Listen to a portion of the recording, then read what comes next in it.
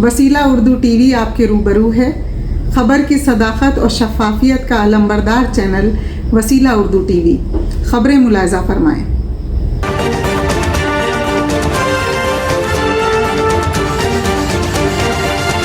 मकतूब रियाज मिन जानिब के.एन. वासिफ। हिंदुस्तान जहां अगले माह अपनी आज़ादी का 75वां साल मनाने जा रहा है, उसके साथ हिंद सऊदी ताल्लुकात के भी 75 साल मुकम्मल होंगे। सिफारत खाना हिंद रियाज की जानिब से सिफारती सतह पर दोनों ममालिक के माबैन हर सतह पर ताल्लुकात को इस्तेहकाम बख्शने की काविशें की जा रही हैं। इस सिलसिले में सऊदी अरब की एक समाजी तंजीम सिनर्जी ग्रुप के साथ ताउन से सिफारत खाना हिंद रियाज आर्ट एंड कल्चर को फरोग देगा। सिनर्जी ग्रुप खातून पेंटर्स की एक बैनुल-अक़वामी तंजीम है जो दुनिया भर के ख़वातीन को अपने फ़न को जिला बख्शने और अवामी सतह पर अपना फ़न पेश करने के लिए प्लेटफार्म फराहम करता है। सिफारत खाना Riyadh synergy group Hind Saudi culture को पेश करने वाली पेंटिंग पर मुश्तमिल एक नुमाइश यौम आज़ादी तकारीब के सिलसिले में बड़े पैमाने पर एक नुमाइश का एहतमाम करेगा। सिनर्जी ग्रुप ने रियाज के क़ल्ब ओलैया इलाके में